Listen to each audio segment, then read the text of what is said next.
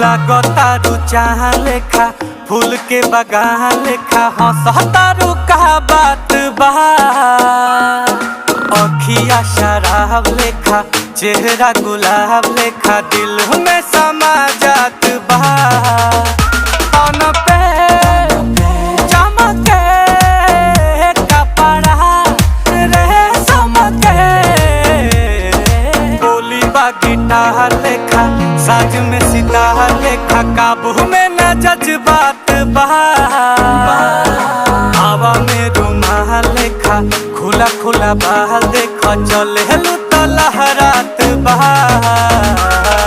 लागतारू चाह लेखा फूल के बगान लेखा हंसतारू का बात बा। अखिया शराब लेखा चेहरा गुलाब लेखा